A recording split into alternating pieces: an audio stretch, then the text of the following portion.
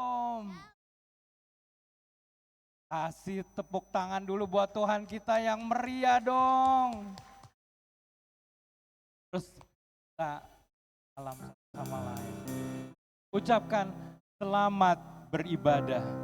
Selamat beribadah. Yes, selamat beribadah.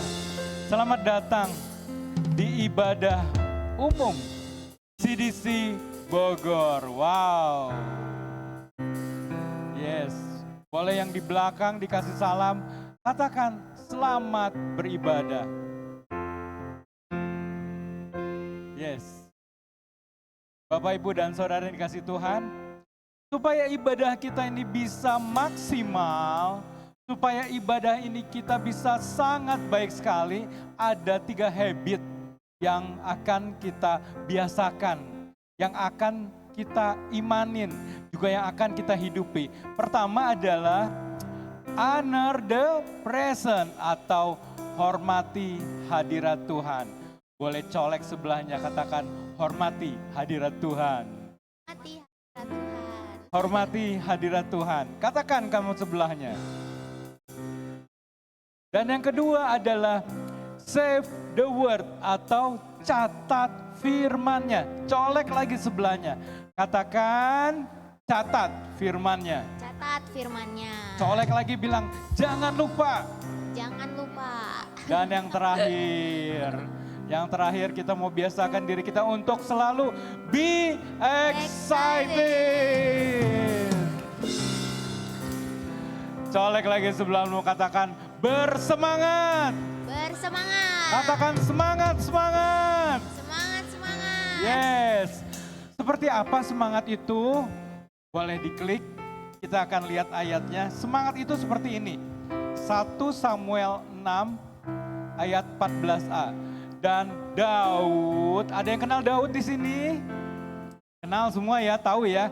Daud menari-nari di hadapan Tuhan dengan apa? Dengan sekuat tenaga. Coba sekali lagi, colek sebelahnya. Katakan semangat. Semangat. Wow. Hari ini pasti semangat semua ya. Karena saya lihat wajah-wajah yang baru menikmati liburan di tempat ini. Jadi saat ini, hari ini firman Tuhan akan dibawakan oleh Pastor Tini. Kasih applause dulu yang meriah dong. Jadi semangat ya. Tapi sebelum kita mulai ibadah ini, boleh lihat nggak kiri kanannya? Ada yang berbeda nggak? Ada yang berbeda. Apa tuh yang berbeda? Hari ini karena ada kelas spiritual journey, jadi ibadah digabung antara umum dan Eros. Ayo kita sambut ya. Eros siap-siap, mana teriakanmu Eros? Yeay. Kasih tepuk tangan dong buat Eros yang luar biasa. Wow. Keren banget ya. Yuk kita bangkit berdiri yuk. Kita mau berdoa sama-sama, kita persiapkan hati kita untuk masuk di dalam ibadah yang kita persembahkan bagi Tuhan. Bapak yang baik, terima kasih kembali kalau pagi ini kami syukuri segala rahmat-Mu, penyertaan-Mu Tuhan.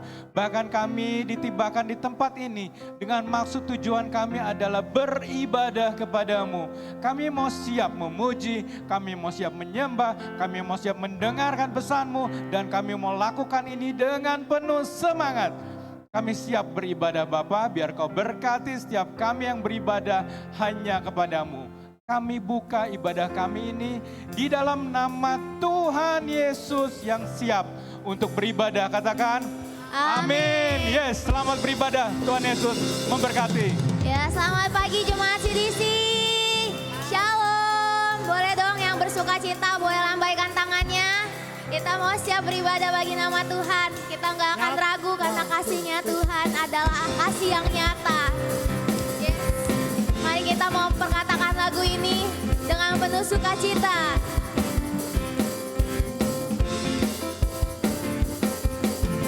Tak pernah ku ragu akan kesetiaan-Mu.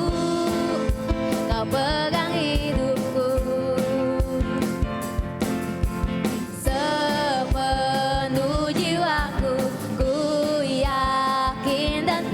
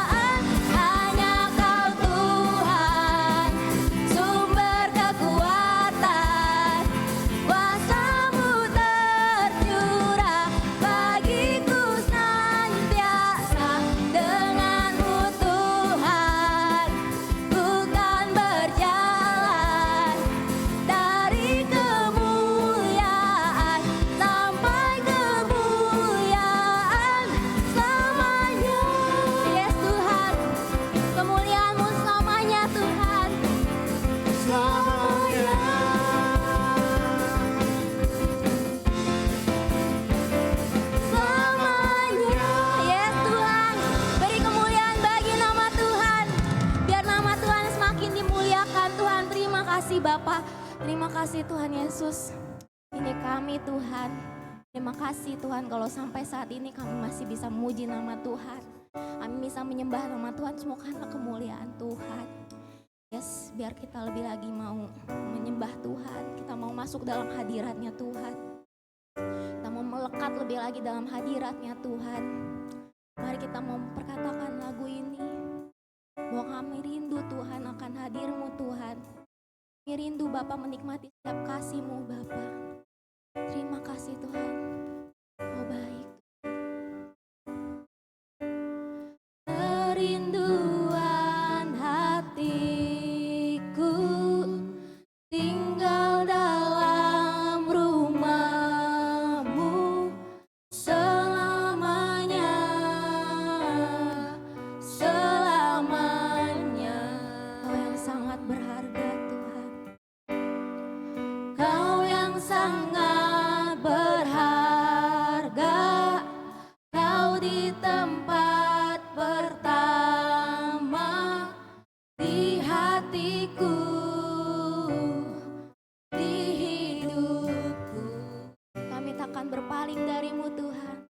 Dan ku takkan berpaling dari jalan-Mu. Dan ku takkan tinggalkan Engkau Tuhan. Lebih dari segala harta, lebih dari isi dunia, ku inginkan selamanya melekat di hati-Mu. Biarlah Kau yang bertahta, penuhi hati dan jiwa. Ku inginkan selamanya melebihi segala jalanku. Yes Tuhan, kami mau meninggikan nama-Mu Tuhan. Oh haleluya. Terima kasih Tuhan. Mari sama-sama nyatakan kerinduan kami Tuhan. Kerinduan hatiku tinggal dalam rumah-Mu selamanya, selamanya.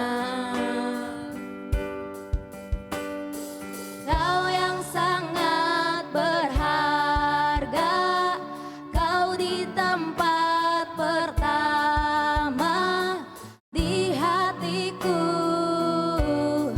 di hidupku. Dan ku takkan berpaling dari jalan-Mu. Dan ku takkan tinggalkan Engkau Tuhan.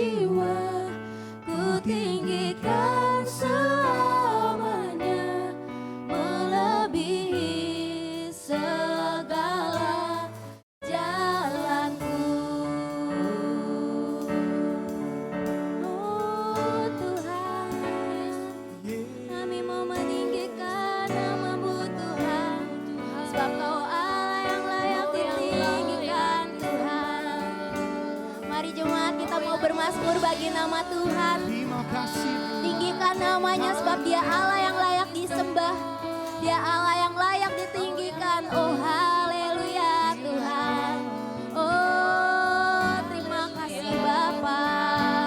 Kami mau menyembah-Mu Tuhan. Sebab Kau Allah yang hidup Bapa. Kami bersyukur punya Allah seperti-Mu Tuhan. Kau yang layak disembah Tuhan. Kau yang layak ditinggikan Bapa. Oh haleluya, haleluya Tuhan. Terima kasih Bapa. Kami bersyukur punya Allah seperti-Mu. Oh haleluya, haleluya Tuhan. Terima kasih Bapa. Engkau baik Tuhan. Oh haleluya, haleluya. Sikia Bapa ya.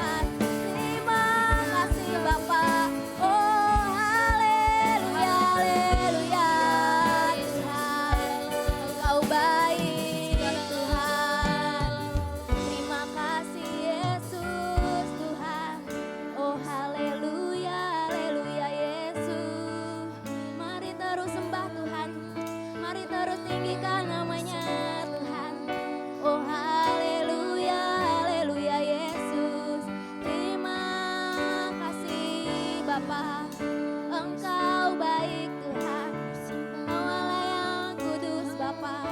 Oh haleluya, haleluya. Terima kasih buat kasih-Mu Tuhan. Terima kasih buat kebaikan-Mu Bapa. Oh haleluya, haleluya, haleluya. Engkau kudus Tuhan, Kau yang layak ditinggikan, Kau yang layak diagungkan. Oh sikiara la la la la la la la la la wala wala wala wala wala wase. Sikiara la la la la la la la la la la la la wala wala wala wala wala wala wala wala wala wala wala wala wala wala wala wala wala wambo. Sikiara la la la la la la la la la la la wala wala wala wala wala wala wase. Oh sikiara la la la la la la la la wala wala wala wala wala wala wala wala wala wala wala wala wambo. Sikiara la la la la la la la la la la la la la la wala wala wala wala wala wala wala wase. Sikia patakaya la la la la la la la la la la wala wala wala wala wala wala wala wala wala wala wala wala wambo. Oh sikiara la la la la la la la wala wala wala wala wase. Iniara la la la la la la la la la la la la wala wala wala wala wala wala wala wala wala wala wala wala wala wala wala wala wala wambo. Oh haleluya, haleluya Yesus. Kami mau lekati hati-Mu Tuhan. sebab Kau Allah yang layak ditinggikan, Oh yang layak diagungkan Tuhan. Terima kasih Tuhan. Mari sama-sama nyatakan Kau yang ditinggikan Tuhan. Oh haleluya Yesus Tuhan. Oh haleluya Yesus. Kau ditinggikan, Kau diagungkan selamanya, selamanya, selamanya. Mari jemaat nyatakan, Kau ditinggikan, Kau diagungkan selamanya, selamanya. Kau ditinggikan Tuhan, Kau ditinggikan, Kau diagungkan selamanya,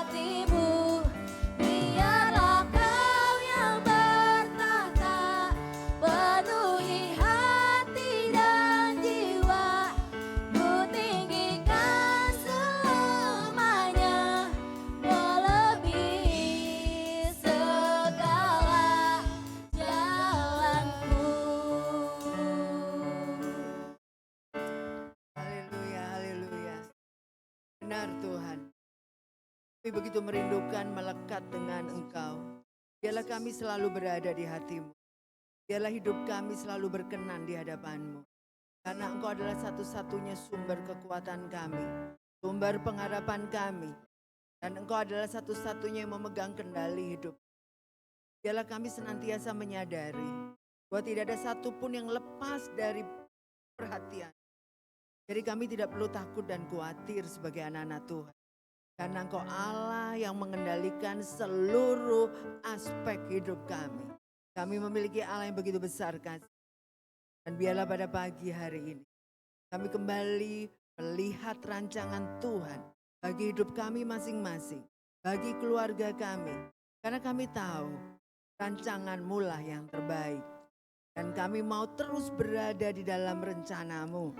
Kami tidak mau keluar dari rencana-Mu. Sekalipun kami pernah salah, tetapi kami mau tetap kembali ke dalam rencana-Mu. Terima kasih Tuhan untuk pagi hari ini. Kami siap mendengarkan renungan firman Tuhan. Kami siap diubahkan oleh karena firman-Mu menjadi rema dalam hidup kami. Urapi kami semua yang sudah hadir pada pagi hari ini. Tutup bungkus kami dengan kuasa darah Yesus. Kuasai pikiran dan hati kami. Sehingga firman-Mu siap ditabur di tanah yang subur. Dalam nama Yesus kami siap mendengar firman Tuhan. Haleluya. Semua yang percaya katakan amin.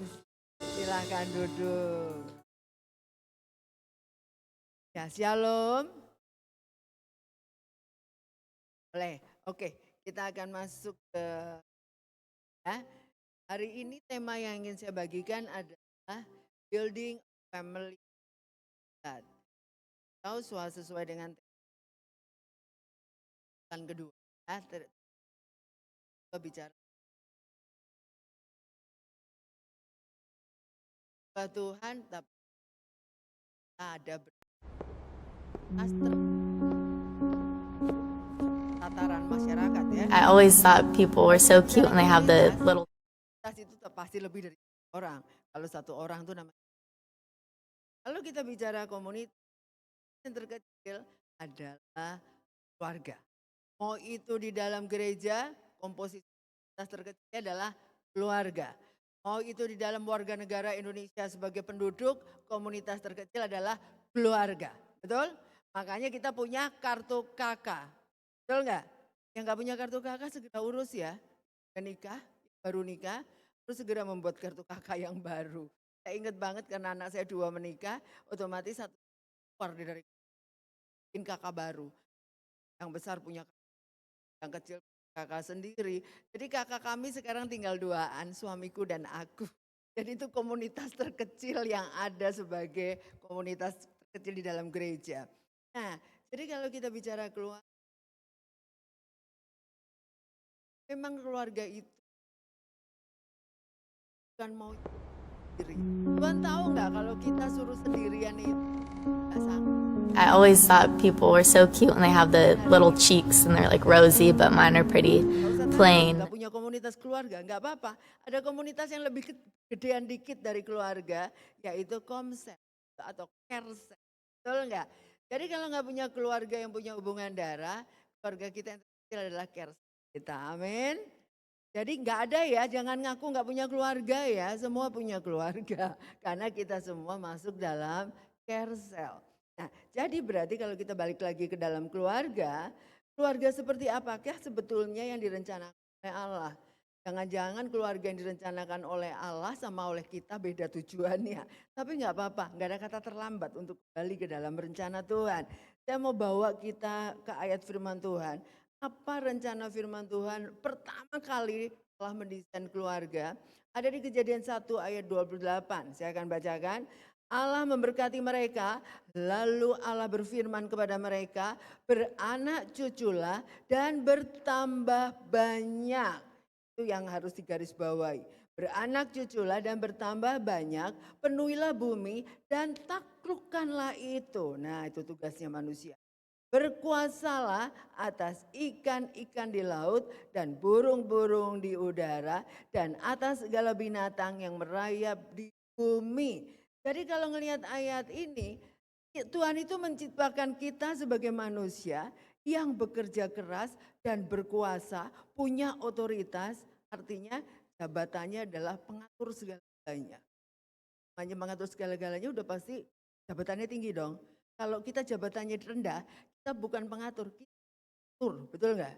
Kalau kita jabatannya bawahan, diatur sama bos kita. Bos kita yang nyuruh, kamu harus gini, harus gitu, harus gitu. Tapi Tuhan tidak menciptakan kita sebagai bawahan, Tuhan menciptakan kita sebagai leader, sebagai pemimpin, sebagai orang yang punya otoritas. Dikasih loh otoritasnya sama Tuhan untuk berkuasa. Keren banget ya tujuan awalnya. Tapi giliran kenyataannya hari ini, babak belur juga ya. Bukan berkuasa, dikuasai oleh pihak lain.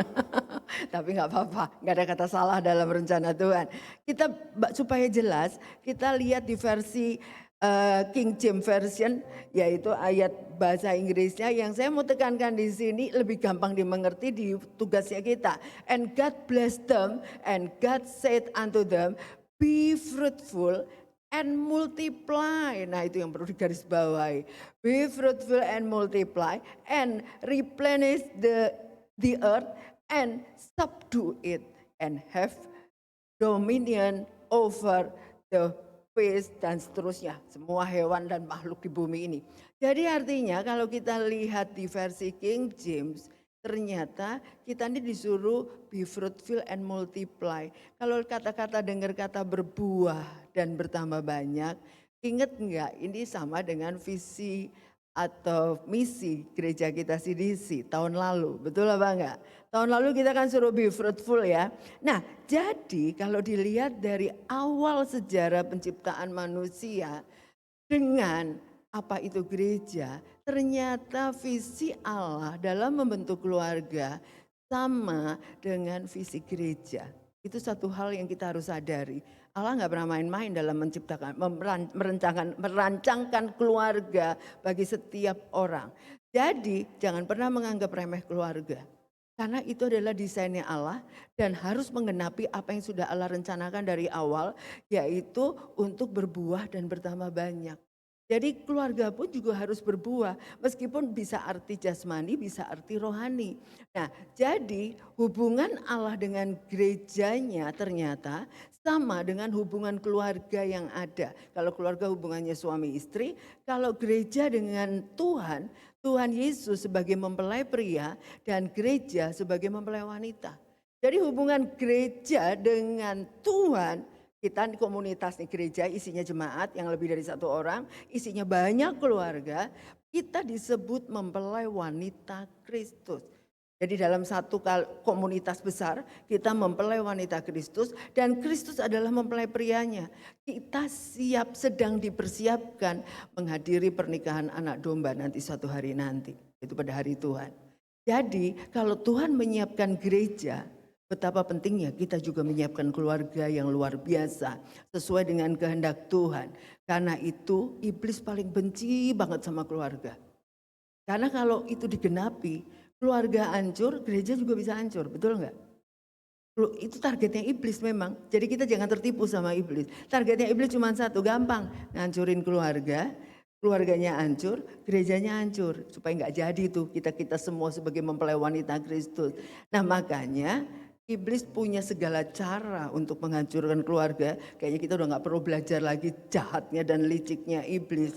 Makanya terbukti dengan pendataan yang ada di negeri kita. Kita gak usah jauh-jauh lah kemana-mana. Data di Indonesia saya dapat dari BPS nih. Jumlah kasus perceraian di Indonesia. Nah ini penghancur keluarga paling gampang. Ini sampai didata sama negara loh. Didata sama BPS, Badan Pusat Statistik Indonesia.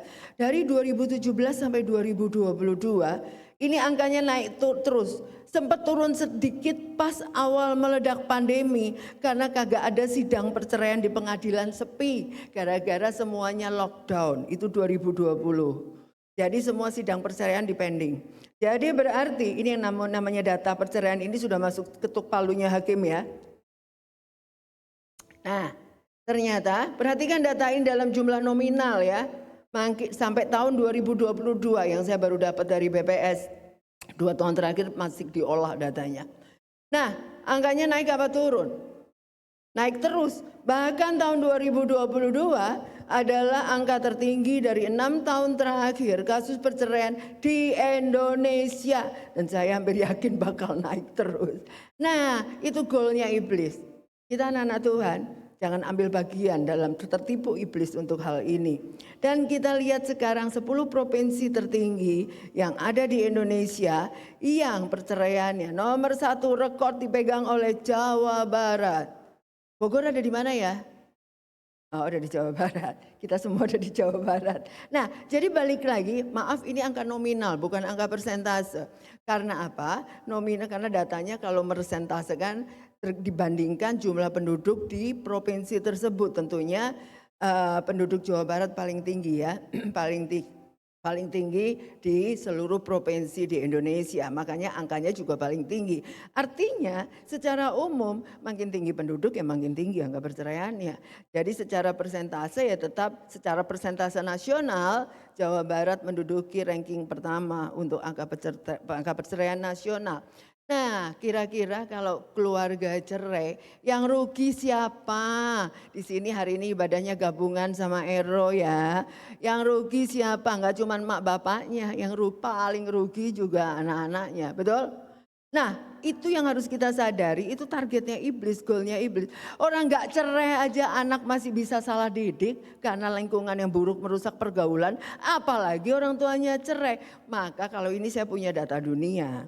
Data dunia dari WHO ya tentang kesehatan remaja, tentang adolescent health and young adult, remaja dan dewasa muda atau youth. Ini key fact atau fakta data dunia, enggak semua memang memasukkan data ya semua negara. Tapi yang ada aja, data 28 April 2023, jadi baru tahun lalu, data yang terbaru belum diolah, masih sedang dikumpulin enggak gampang. Lebih dari 1,5 juta remaja dan dewasa muda berusia 10 sampai 24 tahun meninggal pada tahun 2021, sekitar 4.500 meninggal setiap hari. Umurnya remaja dan muda. Emang ya kalau sakit sih ya udahlah seizin Tuhan. Tapi ternyata penyebabnya enggak itu doang. Ternyata nanti saya bacain lagi ya. 4.500 usia remaja dan pemuda meninggal setiap hari. Remaja muda berusia 10 sampai 14 tahun memiliki resiko kematian paling rendah. Karena apa? Ini masih sering dikekepin sama orang tuanya. Kalau yang udah mulai di los lebih ganas lagi, angka meninggalnya lebih tinggi. Kita lihat penyebabnya.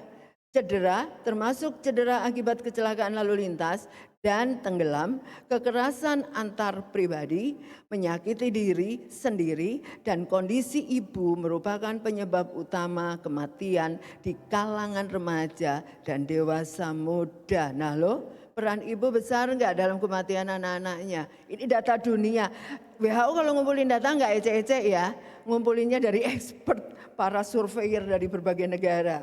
Lalu berikutnya datanya, setengah dari seluruh gangguan kesehatan mental di masa dewasa, ini ngomong sakit jiwa yang gak keciri. Jadi mental illness itu kelihatannya normal dan ada di sekitar kita. Dimulai pada usia 14 tahun, ini data dunia. Namun sebagian besar kasus tidak terdeteksi dan tidak diobati. Kenes banget enggak? Banyak orang tua nggak pernah sadar kalau anaknya 14 tahun nggak ketahuan kalau dia sudah mengidap mental illness. Makanya pentingnya berkonsultasi dengan ahlinya kalau ngelihat ada tingkah laku yang berubah dari biasanya. Yang tadinya nggak suka begadang, sekarang suka begadang. Ada something wrong nggak itu? Yang tadinya makan di meja makan, tiba-tiba makan di kamar. Ada something wrong nggak itu? Mulai coba konsultasi, boleh telepon saya, nomor HP saya ada di jemaat. Saya nggak pasang tarif untuk itu. Lanjut ya, data dunia lagi. Sekarang kita bicara kalau kita ngomong mental health yang nggak kelihatan. Mental health dari remaja, fakta dari data WHO dunia yaitu 17 November 2021. Nggak gampang ngumpulin data ini. Secara global, 1 dari 7 anak usia 10 sampai 19 tahun mengalami gangguan mental yang merupakan 13% dari beban penyakit global pada kelompok usia ini. Ingat loh, 10 sampai 19 tahun itu masih SMP, bahkan SD kelas-kelas terakhir, SMP dan SMA. Ternyata 1 di antara 7 pengidap mental illness. Kalau 1 sama-sama di antara 7 itu hitunglah 1 sampai 7 nomor 8 mental illness, 9 sampai seterusnya tiap 7 orang ada 1 mental illness. Ini banyak apa dikit? Banyak banget. Anggap aja Ero jumlahnya 50 misalnya. Udah 7 orang itu mental illness. Ya enggak gitu ya tentunya. Pasti perlu dideteksi. Tapi kalau kasarnya data seperti itu. Lalu depresi, kecemasan dan gangguan perilaku merupakan salah satu penyebab utama penyakit dan kecacatan di kalangan remaja. Jadi ini penyakit pembunuh atau penyakit pengacau generasi remaja yang paling tinggi di seluruh dunia. Bunuh diri adalah penyebab kematian keempat terbesar pada kelompok usia 15 sampai 23 tahun. Tapi sekarang orang dewasa juga bunuh diri. Berikutnya, konsekuensi dari kegagalan mengatasi kondisi kesehatan mental remaja akan meluas hingga masa dewasa, berdampak buruk pada kesehatan fisik dan mental serta membatasi peluang untuk menjalani kehidupan yang memuaskan di masa dewasa. Saya mau kasih tahu buat anak-anak muda yang hari ini ibadah. Membangun keluarga sebelum terlambat, sebelum berantakan.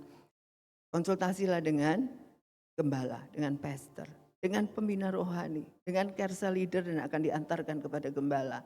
Menikah tidak cukup modalnya asal cinta. Ingat ya, cinta tidak bisa menyelesaikan pernikahan kita sampai maut memisahkan. Karena cinta bisa kandas. Cinta itu bisa bubar. Jadi jangan pernah berpikir modalnya cinta, suka sama suka, bisa nikah.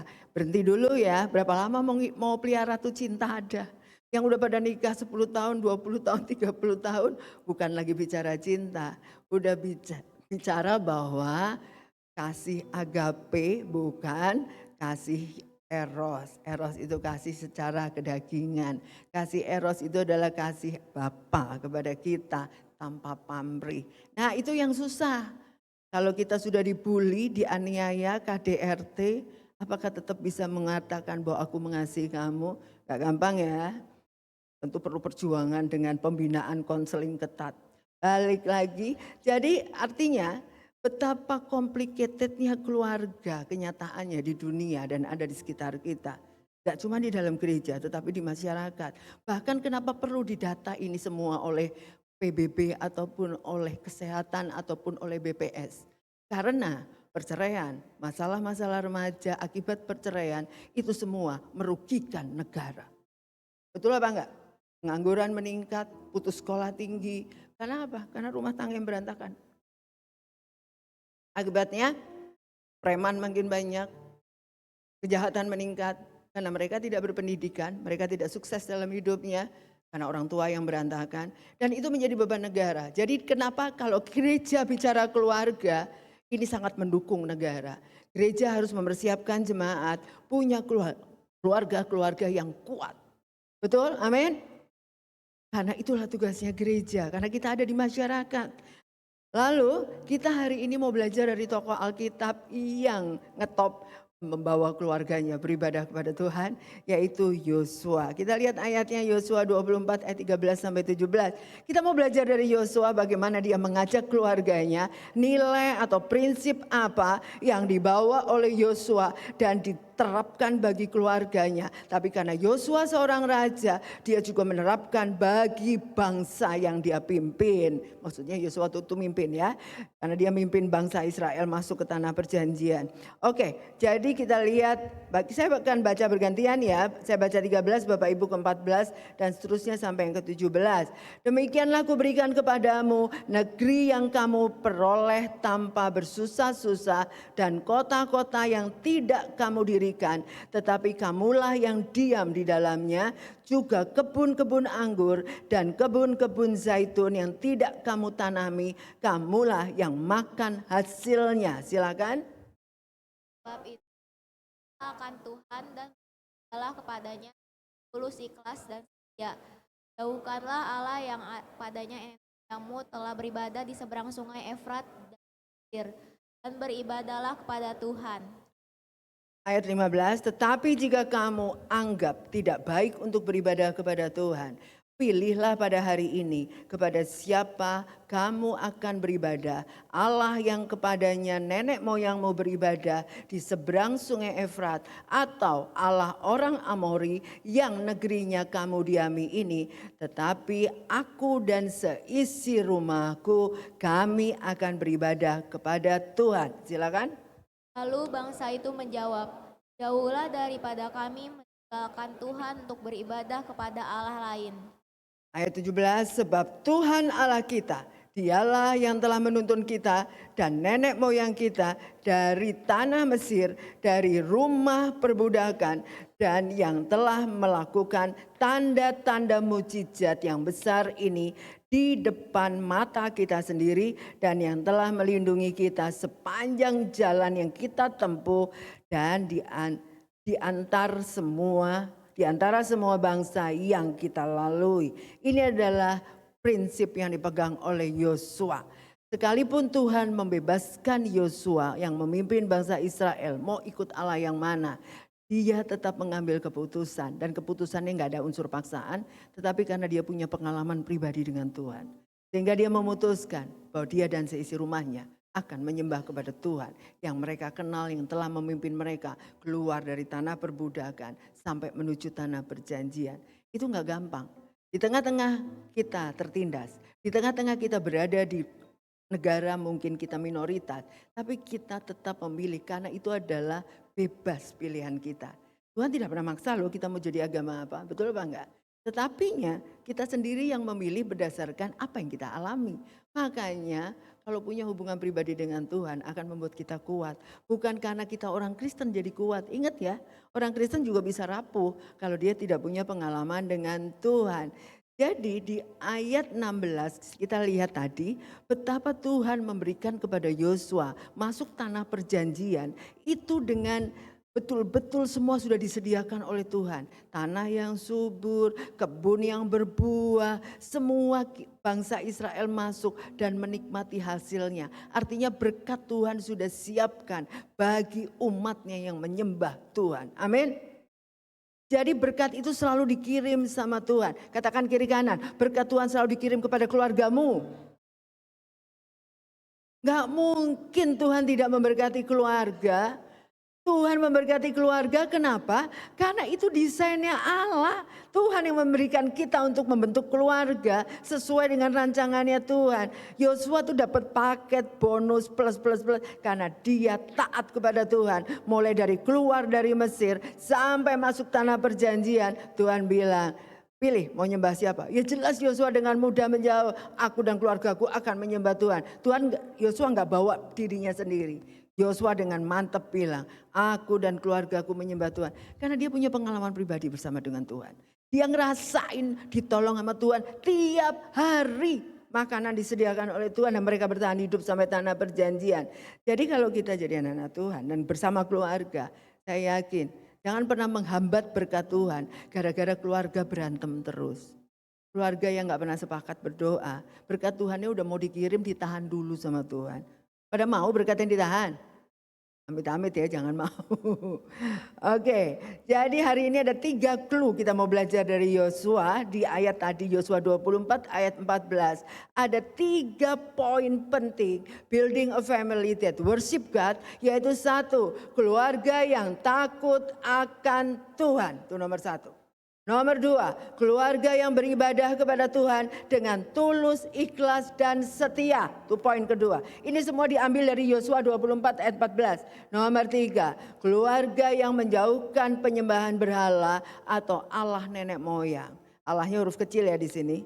Bukan nenek moyang Allahnya yang benar, Allah huruf kecil. Jadi di sini saya mau katakan 3 poin ini yang Tuhan terapkan untuk Yosua dan Yosua menerapkan kepada keluarganya sehingga dia sukses membawa keluarganya sungguh-sungguh di dalam Tuhan. Kita bahas satu-satu. Keluarga yang takut akan Tuhan diperkuat di Ulangan 6 ayat 1 dan 2. Saya akan bacakan ayat 1, Bapak Ibu yang kedua. Inilah perintah, yakni ketetapan dan peraturan yang aku ajarkan kepadamu atas perintah Tuhan Allahmu untuk dilakukan di negeri kemana kamu pergi untuk mendudukinya. Silakan. Supaya seumur hidupmu engkau dan anak cucumu takut akan Tuhan Allahmu dan berpegang pada segala ketetapan dan perintahnya yang kusampaikan kepadamu, dan supaya lanjut umurmu. Ini ayat Tuhan untuk Musa. Musa adalah bapak rohaninya Yosua. Dan itu pun ditransferkan oleh Musa kepada Yosua. Karena Musa meninggal sebelum masuk tanah perjanjian. Sudah selesai tugasnya, dilanjutkan oleh Yosua. Jadi berarti pencetakan generasi berikutnya dilakukan. Karena itu memang perintahnya Tuhan. Makanya hari ini para orang tua, apakah kita sudah melakukan tugas kita untuk mendidik anak-anak kita menjadi anak-anak yang takut akan Tuhan. Jangan pernah kompromi dengan dunia ini. Jangan pernah kompromi dengan dosa. Tapi sebaliknya realitanya Bapak Ibu, saya mau kasih tahu. Orang tua malah menjadi contoh pelanggaran firman Tuhan yang dilihat oleh anak-anaknya. Gak ada di sini ya, gak ada di sini. Pertama yang paling gampang, ngajarin anak bohong. Bilang ya, mama gak ada di rumah gitu kan, ngajarin paling gampang gitu ya. Nah, hal-hal seperti itu menjadi teladan apa akan merusak generasi masa depan. Hal-hal seperti itu saya mau kasih tahu para orang tua. Kalau anaknya melakukan sebuah kesalahan dari kecil sudah diteladanin orang tua yang salah, ya jangan sampai kita menyesal di kemudian hari, udah gak ada gunanya. Ribut di depan anak-anak, berantem, kata-kata kotor keluar semua, kata-kata kebun binatang keluar semua. Ya nanti muncullah generasi anak-anak kita yang menjadi saksi mata melihat setiap hari. Paling simpel, saya gak usah ngomongin orang lain. Karena saya paling capek kalau udah ngomong, karena gak ada habisnya. Itu kayak lingkaran setan. Orang tuanya ngelakuin ini, duplikasi anaknya. Anaknya melakukan duplikasi generasi berikutnya. Itu udah kayak lingkaran. Tapi Tuhan mampu memutuskannya. Oleh karena itu saya mau kasih contoh. Saya ingat papi saya. Papi saya adalah seorang pegawai negeri yang sangat-sangat jujur dan takut akan Tuhan. Dia gak pernah bisa disuap. Dia sekalipun amplop segepok udah ditaruh di meja untuk papi langsung ambil balikin. Dan dia betul-betul melakukan proses, mau itu tender, mau itu apapun di bidang. Karena papi saya cinta Tuhan dan takut akan Tuhan. Membuat karir papi saya terus meningkat dan dipakai oleh pemerintah Indonesia sampai terakhir sebelum pensiun dan meninggal. Papi saya adalah direktur rumah sakit Marjuki Mahdi yang sekarang ada di Bogor. Sekarang udah jadi rumah sakit umum. Itu direkturnya papi saya di tahun sekitar 73 sampai tahun 80. Papi saya direktur rumah sakit Marjuki Mahdi. Dan saya sebagai seorang anak yang masih SD waktu itu, SD, SMP. Saya kalau pulang sekolah, karena kami tinggal di rumah dinas. Saya pulang sekolah pasti main ke kantor papi saya. Papi saya kan di sebelah, saya tinggal di komplek. Rumahnya sebelah-sebelah sama pintu gerbangnya rumah sakit Marjuki Mahdi. Saya masuk ke kantor papi. Jadi saya saksi mata melihat perilakunya papi yang tegas, jujur, takut akan Tuhan, hidup sederhana, enggak terima suap. Jadi ya menghidupi gaji pegawai negeri yang pas-pasan.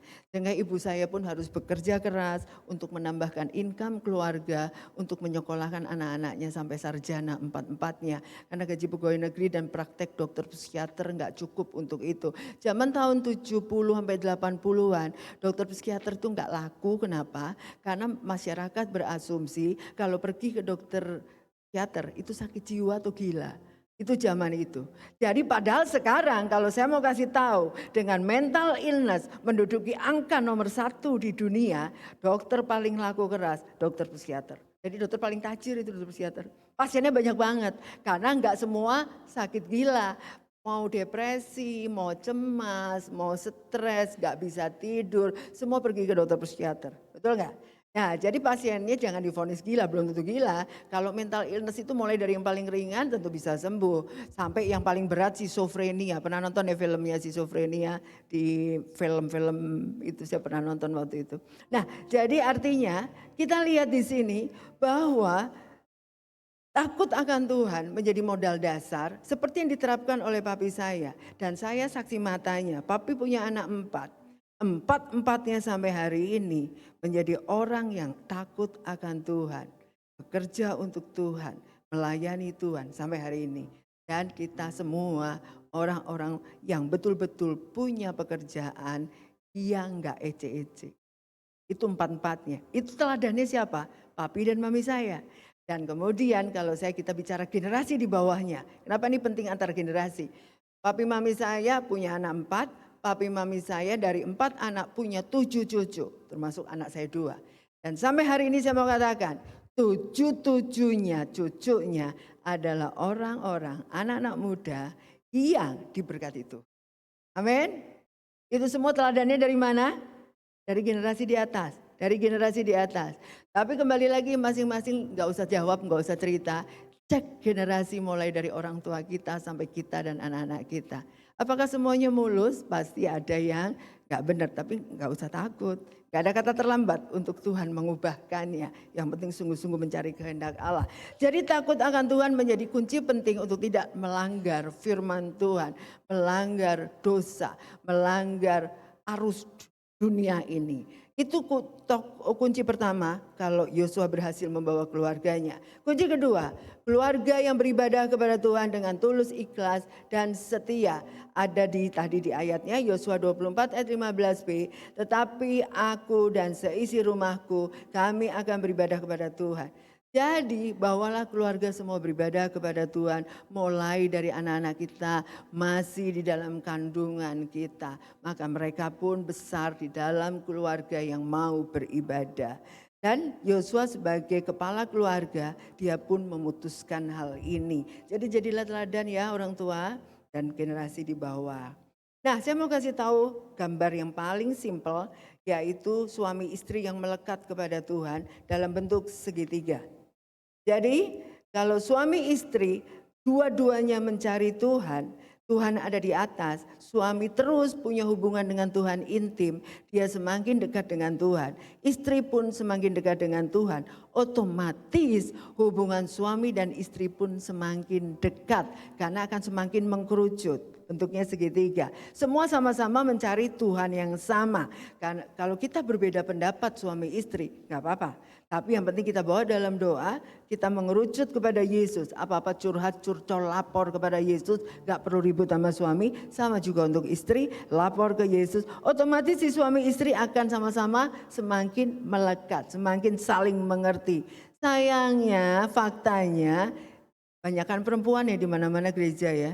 Jadi istri yang sibuk mencari Tuhan, suami sibuk cari yang lain. Tapi gak apa-apa, istri akan dikasih otoritas Tuhan untuk merebut suaminya. Jadi ini kalau ideal ya, ini gambar ideal. Nah sekarang kita turun ke gambar berikutnya, dampak dari mesbah keluarga. Ini bukan bicara otoritas, tapi bicara relation keluarga dengan Tuhan Yesus. Pada saat kita punya mesbah keluarga, orang tua juga melakukan bersama anak-anak. Orang tua mencari Yesus sungguh-sungguh, anak-anak kita ajak mencari Yesus sungguh-sungguh. Hubungan orang tua dan anak juga semakin dekat. Jadi ini akan menghindari konflik orang tua dan anak. Karena Tuhanlah yang melembutkan hati anak-anak kita. Dan Tuhanlah yang melembutkan hati orang tua kita. Sehingga kami bisa menjadi satu pendapat. Karena prinsip firman Tuhan yang dipegang tidak beda. Ini bicara relationship.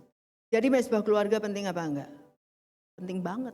Kalau kita tidak mencari Allah di dalam keluarga, masing-masing jalan sendiri-sendiri dan jarak kita sama anggota keluarga akan semakin jauh.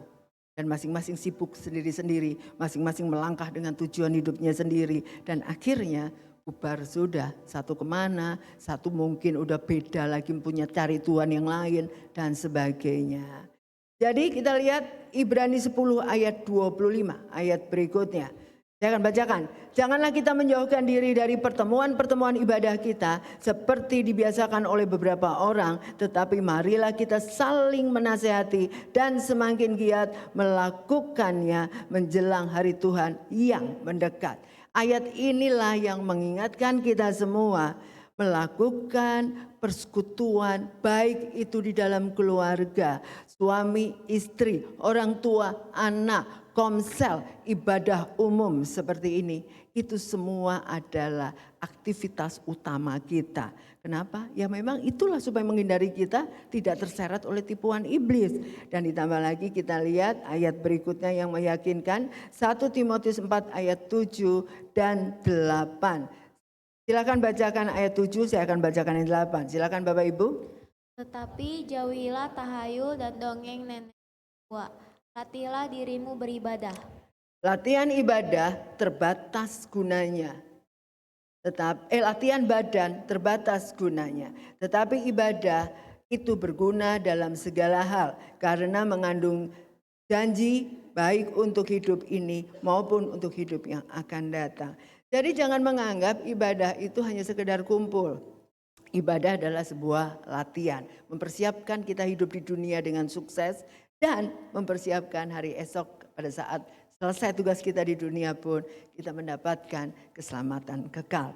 Jadi berarti ibadah mau mulai dari skup yang paling kecil, diri sendiri, komunitas keluarga, komunitas komsel, gereja, itu semua adalah ibadah-ibadah latihan, proses latihan kita untuk mencapai kemenangan. Terakhir yang ketiga, keluarga yang menjauhkan penyembahan berhala atau Allah nenek moyang. Yesaya 65 ayat 6 dan 7. Silakan baca yang ke-6, saya akan bacakan yang ke-7. Sungguhnya telah ada tertulis di hadapanku, aku tidak akan tinggal diam, malah aku akan mengadakan pembalasan. Ya, pembalasan terhadap diri mereka. Atas segala kesalahan mereka sendiri maupun atas kesalahan nenek moyangnya, semuanya serentak firman Tuhan. Sebab mereka telah membakar korban di atas gunung-gunung dan mengaibkan aku di atas bukit-bukit.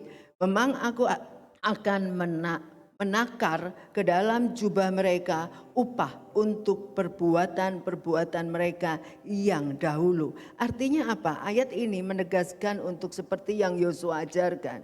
Kita nggak tahu nenek moyang kita dulu apakah pernah menyembah berhala atau tidak. Makanya betapa pentingnya kita minta ampun dan memutuskan kutuk dari generasi atas. Karena Tuhan sangat marah kepada penyembah berhala. Dan Tuhan bisa membalas dendam kepada penyembah berhala. Karena itu berhala zaman sekarang tentu tidak sama dengan berhala zaman dulu. Kita nggak bakar penyembahan patung-patung dan sebagainya. Tetapi bisa juga segala kegiatan, mungkin Pastor Naftali udah mengotbahkan sebelumnya. Segala yang lebih kita sukai, segala yang lebih kita cintai dan menyita waktu, tenaga, perhatian, fokus kita daripada Tuhan, itu adalah berhala. Tinggalkan itu semua. Letakkan Tuhan di posisi pertama seperti lagu tadi. Dan itulah yang Tuhan mau. Pada saat kita meletakkan Tuhan di posisi pertama, Dia akan mengatur seluruh aspek kehidupan kita. Diberkati, segala yang dibutuhkan dicukupkan. Dan Tuhan tidak pernah mempermalukan umatnya. Amin. Jadi 3 poin untuk building, terakhir slide terakhir. Building a family that worship God dari Yosua 24 ayat 14. Hanya 3 hal. Tapi praktekkan ya, jangan sekedar teori. Keluarga yang takut akan Tuhan, keluarga yang beribadah kepada Tuhan dengan tulus, ikhlas dan setia. 3, keluarga yang menjauhkan penyembahan berhala atau Allah nenek moyang. Jangan menduakan Tuhan, letakkan Tuhan di posisi pertama. Saya undang para pemain musik dan nyanyi untuk ke depan. Bapak Ibu saya undang bangkit berdiri, khotbah saya sampai di sini. Tapi saya ingatkan sekali lagi. Betapa pentingnya keluarga. Jangan menganggap remeh relationship di dalam keluarga yang bermasalah. Segera konseling kepada pembina rohani. Karena itu sebelum makin terjebak oleh iblis. Karena iblis ingin menghancurkan keluarga kita. Tapi Tuhan akan memulihkan keluarga kita. Mari kita nyanyikan, kiranya Tuhan berkenan memberkati rumah keluargaku. Kiranya Tuhan berkenan memberkati rumah keluargaku. Apa yang telah Tuhan berkati, diberkatilah untuk selamanya. Sebab Tuhan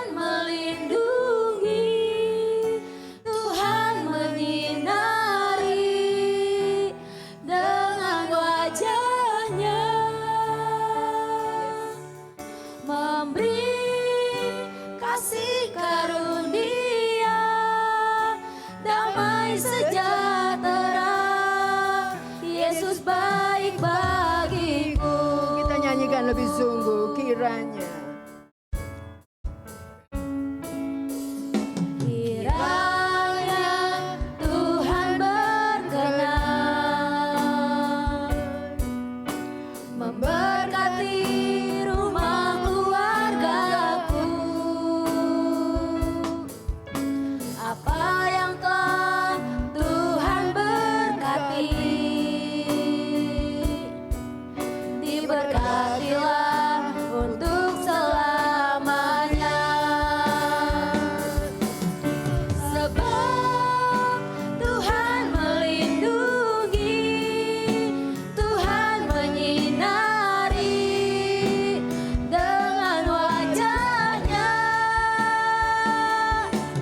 memberi kasih karunia, damai sejahtera. Yesus baik bagiku. Tuhan baik untuk selamanya.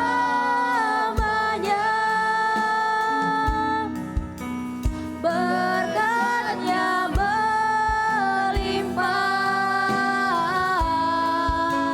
seumur hidupku.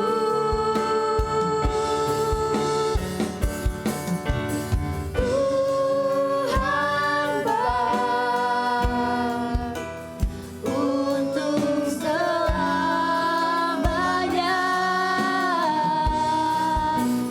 Berkat-Nya melimpah seumur hidupku. Sebab Tuhan melindungi, Tuhan menyinari dengan wajah-Nya, memberi kasih karunia, damai sejahtera. Yesus baik bagiku, memberi kasih karunia, damai sejahtera. Yesus baik bagiku, memberi kasih karunia, damai sejahtera. Yesus baik bagiku. Yes, haleluya Yesus. Kami percaya untuk kasih karunia-Mu. Bila kami berada di tengah-tengah keluarga kami saat ini, itu pun karena kasih karunia-Mu. Kami percaya Engkau selalu membawa keluarga kami masing-masing, jemaat CDC, untuk sungguh-sungguh mengasihi Tuhan, untuk mengalami pemulihan, menjadikan Tuhan penguasa tunggal di tengah-tengah keluarga. Biarlah saat ini hamba-Mu berdoa. Kami berdoa untuk setiap keluarga besar CDC. Semuanya memiliki keluarga-keluarga kecil yang dipulihkan dalam nama Yesus. Yang mengalami konflik, yang mengalami hubungan yang tidak baik antara suami dan istri, orang tua dan anak. Saat ini hamba-Mu berdoa dan kami sepakat berdoa. Tuhan, bekerjalah di tengah-tengah keluarga-keluarga di dalam jemaat CDC. Pulihkan setiap keluarga dalam nama Yesus. Lembutkan hati para bapak, para ayah, para ibu, para anak-anak. Biarlah semua mereka memiliki hati Kristus. Lembut, mau dinasehati, mau dipulihkan, membuka hati kepada kebenaran firman Tuhan, mencari wajah Allah setiap hari. Tuhan, Engkau adalah Allah kami yang nyata. Engkau berkuasa memulihkan setiap keluarga. Karena kami tahu begitu banyak keluarga yang tertipu dengan tipuan iblis. Oleh itu kami sepakat segala roh pemecah belah keluarga, segala tipuan iblis, segala roh pendusta kami tolak, kami patahkan, kami hancurkan di dalam nama Yesus. Biarlah firman ini menjadi rema di tengah-tengah jemaat. Biarlah jemaat sadar bahwa kami semua hanya mau mengandalkan Tuhan Yesus. Dengan pertolongan Roh Kudus, keluarga kami bisa mengalami pemulihan. Berkati kami semua jemaat CDC. Dalam nama Tuhan Yesus kami sepakat berdoa. Haleluya. Amin. Silakan duduk Bapak dan Ibu. Silakan duduk Bapak Ibu dan Saudaraku. Boleh kasih applause sekali lagi buat Pastor Tini. Wow. Yes, luar biasa sekali. Keluarga, dan bukankah di CDC Bogor ini kita semua adalah keluarga. So sekarang boleh kasih salam sebelahnya, kiri kanan depan belakang, atas bawah, kalau perlu katakan, you are my family. You are my family. You are my family. You are my family. Wow. Luar biasa. Dan selamat datang, welcome home di ibadah CDC Bogor. Tapi kami mau menyambut nih bagi Bapak, Ibu, dan saudaraku yang dikasih Tuhan yang baru pertama hari ini nih datang untuk beribadah bersama kami. Boleh enggak angkat tangannya? Karena kami mau menyambut Bapak dan Ibu. Yes, di sebelah sini. Welcome home. Selamat datang. Selamat datang Pak. Selamat datang Ibu, selamat datang saudaraku. Anda semua adalah keluarga kami. Wow, boleh kasih salam kiri kanannya? Yes. Selamat datang sekali lagi. Dan bagi Bapak, Ibu, dan Saudara yang baru pertama hari ini gabung beribadah bersama kami sangat bersuka cita. Dan kalau nggak keberatan setelah ibadah ini selesai, boleh berbincang-bincang dengan Hello Team CDC Bogor nanti di sebelah belakang sana. Baik, Bapak, Ibu, dan Saudaraku, ibadah ini bisa berjalan juga karena ada orang-orang yang memberikan kontribusinya bagi pekerjaan Tuhan di tempat ini. So, saat ini kita akan bersama-sama mau memberi untuk pekerjaan Tuhan di tempat ini. Mari sebelumnya kita akan sama-sama baca ayat ini dari Amsal 11 ayat 24 sampai 25. Gini firman Tuhan, ada yang menyebar harta tetapi bertambah kaya. Loh, kok begini ya? Jadi Bapak, Ibu, dan Saudaraku, kalau di dalam kita orang yang percaya, hukumnya berbeda dengan dunia ini. Kalau di dunia ini yang bertambah kaya yang ngepel ya, yang pelit, tahu pelit? Nah, tapi dengarkan, firman Tuhan katakan, ada yang menyebar harta, tetapi malah bertambah kaya. Ada yang apa? Menghemat secara luar biasa. Wow. Saya ada kenal, ya ini kita nggak usah sebut nama, cuman saya akan kasih contoh.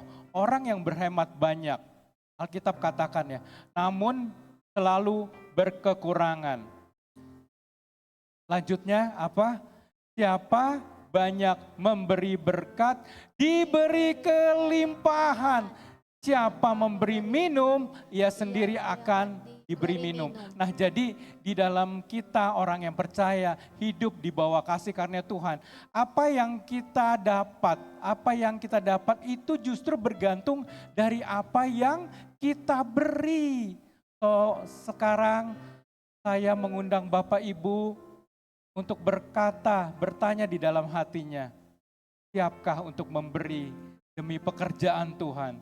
Demi Tuhan yang udah memberikan nyawanya bagi kita semua. Boleh sebelum kita memberi, mari kita sama-sama berdoa. Mari sama-sama kita merenungkan betapa kasih Tuhan. Bapak, terima kasih Tuhan. Kalau kami ada di tempat ini, itu benar-benar karena kasih karuniamu Tuhan.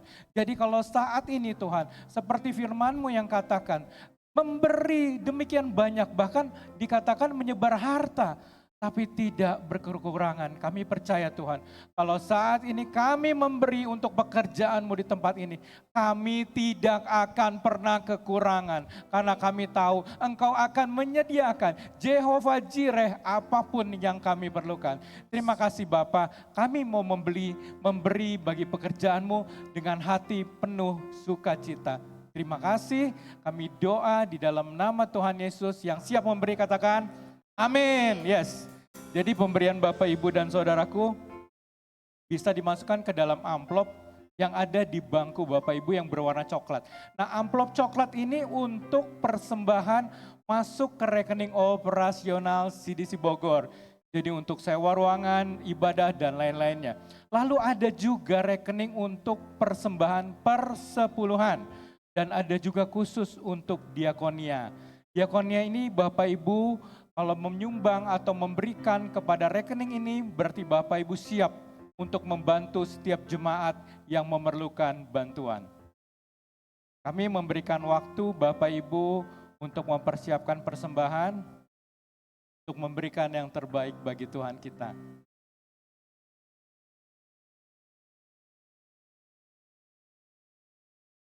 Kalau Bapak, Ibu, dan Saudaraku memberikan secara cash atau tunai di dalam amplop coklat, jangan lupa setelah ibadah ini selesai, boleh memasukkannya ke dalam kotak persembahan yang ada di belakang sana. Ya baik, terima kasih buat Bapak Ibu yang telah memberi bagi pekerjaan Tuhan di tempat ini. Dan mari sama-sama kita melihat kiri kanan depan belakang kita bisa melihat bahwa ibadah ini berlangsung berjalan dengan begitu luar biasa. Karena ada orang-orang yang telah memberikan dirinya, memberikan waktunya untuk menyediakan, mempersiapkan ibadah ini. So mari kita bangkit berdiri sama-sama dan kita katakan thank you volunteers. Terima kasih pada setiap volunteer. Yes. Terima kasih buat setiap volunteer yang luar biasa, bahkan dari kemarin tim perlengkapan sudah mempersiapkannya sampai hari ini, mulai dari multimedia, mulai dari usher, praise and worship, pemain musik, perlengkapan semuanya bersatu padu, bahkan sekretariat pun kita semua sama-sama melayani. Bapak, Ibu, dan Saudaraku, ibadah CDC ada 3. Ada 1 ibadah umum setiap jam 9 pagi di tempat ini. Ada juga ibadah Eros. Coba kita lihat terikannya. Yang Eros. Halo Ero. Yes. Yang semangat 1 Ero-nya. Agak aneh yang melihat kuan-kuan di situ gitu. Oke. Bapak, Ibu, dan Saudaraku, untuk ibadah umum setiap jam 9 hari Minggu di Green Forest, juga untuk ibadah Eros atau Teens. Jadi Bapak, Ibu, bagi kita yang sudah dewasa, udah berkeluarga di ibadah umum, bagi mereka yang Teens, SMA, SMP, juga masih kuliah di ibadah Eros. Jam berapa? 11.30 di tempat ini. Untuk minggu depan akan dilayani Pastor Krisnanto untuk ibadah umum, kasih aplausnya. Dan untuk ibadah Ero dilayani oleh Ibu Natalia, kasih aplaus juga. Dan berbarengan dengan itu ada ibadah yang tidak kalah penting, yaitu ibadah sekolah minggu CDC Kids, kasih aplaus yang luar biasa. Nah, Bapak, Ibu, dan Saudaraku, ibadah ini dilayani oleh guru-guru sekolah minggu yang begitu luar biasa, kakak-kakak yang jago banget. Mereka bercerita tentang Tuhan. Jadi jangan lupa kalau ada anak-anak kita yang belum ikut di dalam ibadah sekolah minggu, dibawa ke dalam ibadah CDC Kids. Bapak, Ibu, dan Saudaraku, segala sesuatu berjalan karena ada motornya. Motornya adalah doa. Ibadah kita ini, saya ingat dulu pertama kali diawali dengan doa. Dan sampai sekarang setiap Senin malam tetap diadakan doa bagi seluruh jemaat. Kami undang melalui Zoom. Jadi Bapak Ibu bisa melakukan doa ini, mengikutinya secara bersama-sama jam berapa? Jam 7 malam. Nanti linknya akan diberikan oleh Carousel Leader masing-masing. Dan selain mesbah doa hari Senin, ada juga mesbah doa onsite. Nah, untuk yang Eros, ada setiap hari Selasa jam 5 sore. Wow, kasih tepuk tangan lagi. Untuk yang umum, setiap Kamis malam jam 6 sore di Ruko Sekretariat CDC Bogor, Perumahan Panorama Pamoyanan, ruko nomor 3 dan 4. Dan Bapak, Ibu, dan Saudaraku, kita ada kelas spiritual journey dan sedang memasuki pelajaran ketiga hari ini. Dan saya akan cerita sedikit ya Bapak, Ibu, Saudaraku. Engage ini di sini kita semua akan diminta kesediaannya untuk melayani pekerjaan Tuhan di tempat ini. Dan kalau ditanya, kenapa sih harus melayani? Bapak Ibu, mengapa Anda harus melayani? Saya jelaskan, ini penting sekali. Karena melayani adalah perintah Tuhan. Bukankah kita mau masuk ke tempat perhentiannya? Bukankah kita mau masuk ke surga? Oleh karena itu kita harus mengikuti perintahnya, yaitu melayani. Tapi kalau ada yang bertanya, saya kan enggak membaptis orang, saya kan enggak mengajar orang. Ya betul, tapi kalau Anda melayani berdasarkan apa yang engkau punyai, yang engkau mampu, itu juga sama aja dengan melayani. Karena apa? Karena kalau Anda melayani sebagai multimedia, sebagai usher, Anda pun ikut di dalam tim yang membaptis. Jadi perintah Tuhan pun engkau lakukan. Layanilah Tuhan dalam apa yang engkau mampu, apa yang engkau miliki. Karena apa? Karena di Yohanes 4 ayat 2, Tuhan Yesus pun dikatakan dia tidak membaptis loh, tapi murid-muridnya.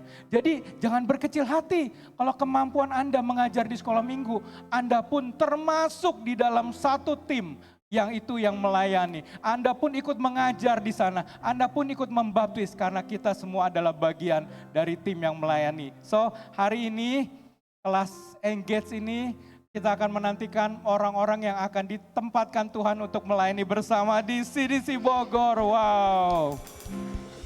Oke, lanjut. Nah ini yang gak kalah pentingnya Bapak, Ibu, dan Saudaraku, yaitu care share. Care share ini adalah kelompok-kelompok kecil. Nah ini saya mau jelaskan karena ini sangat amat penting. Mengapa Anda harus ikut care share? Kalau Anda ada yang bilang, tempat lain perkumpulannya lebih seru. Ya, oke. Saya jelaskan ya Bapak, Ibu, dan Saudaraku. Care share ini tujuan utamanya adalah apa? Tujuan utamanya adalah menguatkan kita di dalam kerohanian. Supaya kita sampai pada tujuan akhir kita, yaitu tempat kita di surga sana. Jadi Bapak, Ibu, dan Saudaraku, tujuan utamanya Kersel adalah itu. Saling menguatkan di dalam kerohanian. Tapi bukan berarti di sini gak ada healing. Ada jalan-jalannya juga, ada makan-makannya, ada Bapak Ibu Saudaraku, ada ikan bakar di sana, ada bapang di sana, ada RW juga di sana. Tapi itu bukan tujuan utamanya. Ya, tujuan utamanya adalah saling menguatkan di dalam kerohanian. Itulah Kersel. Jadi kami mengundang Bapak Ibu yang belum bergabung di dalam Kersel untuk memilih Kersel sesuai dengan kebutuhan Bapak Ibu. Ada kelompok keluarga, ada kelompok ibu-ibu, ada untuk youth, ada untuk teens, boleh dipilih. Jadi tergantung waktu dan kebutuhan Bapak Ibu. Mari bergabung di dalam Kersel. Di Kersel ini kita bisa curhat masalah-masalah yang pribadi dan yang sangat penting. Terima kasih informasi soal Kersel. Sama-sama ya kita gabung ya. Dan Bapak Ibu, ini yang menjadi beda keluarga besar CDC Bogor dibanding keluarga lain. Karena apa? Karena di CDC Bogor setiap selesai ibadah enggak boleh pulang dulu ya. Karena apa? Karena ada coffee time, kasih applause. Di coffee time ini kita bisa ngobrol, kita bisa kongkow, kita bisa berfellowship. Dan jangan lupa di depan sana ada basar yang sudah dipersiapkan. Tujuannya apa? Tujuannya untuk membantu meringankan biaya camp retreat Eros yang akan diselenggarakan tanggal berapa? Tanggal 16, 17, dan 18 Juni 2024. Ayo Bapak, Ibu, dan Saudaraku, jangan lupa setelah ibadah ini keluar, kita borong yang ada di basar. Setuju semua ya? Oke, wow, luar biasa. Nah ini brosur atau flyer dari camp yang luar biasa, Camp Elor. Kasih applause yang paling meriah buat camp dan anak-anak Arrow yang telah mempersiapkan. Baik, kami undang Pastor Chris untuk doa tutup dan doa berkat.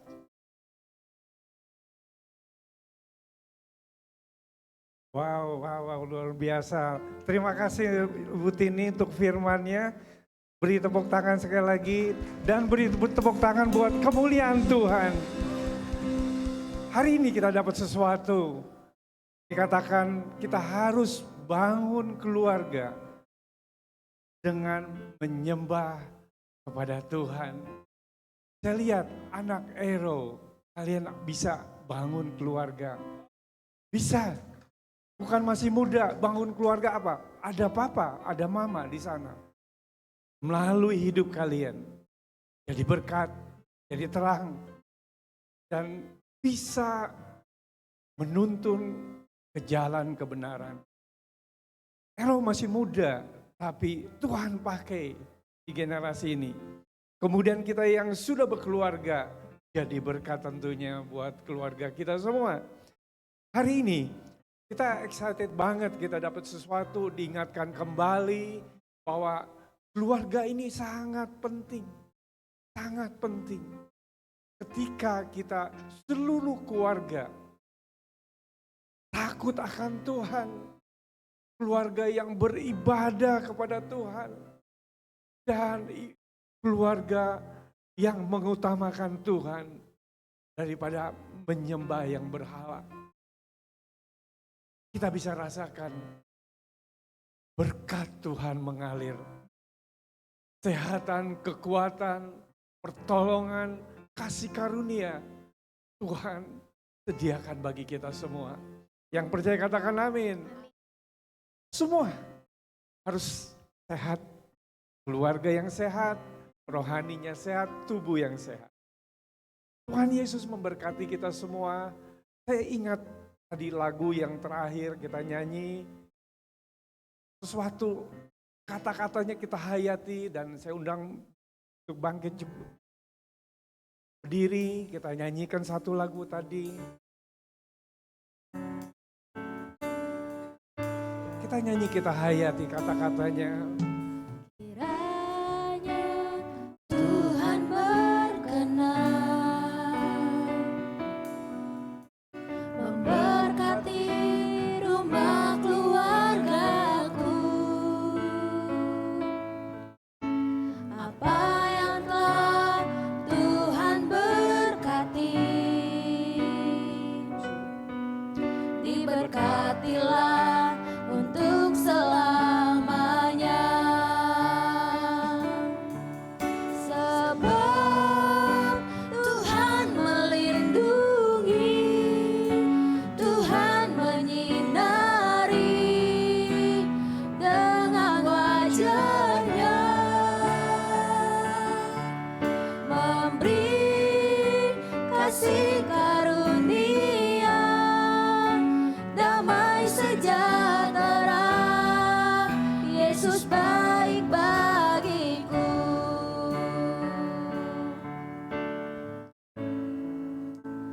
Kita bersyukur punya Tuhan yang agung dan mulia. Hati-hatinya kita bersyukur bahwa Tuhan mengasihi kita semua. Bapak Ibu Saudaraku, keluarga ada satu rancangan Tuhan. Menjadi keluarga yang kuat, keluarga yang harmonis, keluarga yang mengasihi Tuhan. Kita mau terima berkat dari Tuhan, kita mengangkat kedua tangan kita untuk terima berkat dari Tuhan. Tuhan melindungi engkau, Tuhan memberkati engkau, Tuhan menyinari engkau dengan wajah-Nya dan memberi engkau kasih karunia. Tuhan menghadapkan wajah-Nya kepadamu dan memberi engkau damai sejahtera. Terimalah cinta kasih dari Yesus Kristus, Tuhan kita, dan persekutuan dengan Roh Kudus yang menyertai hidup kita dari sekarang sampai Maranatha. Di dalam nama Yesus yang diberkati katakan Mari amin. jemaat sama-sama kita nyanyikan.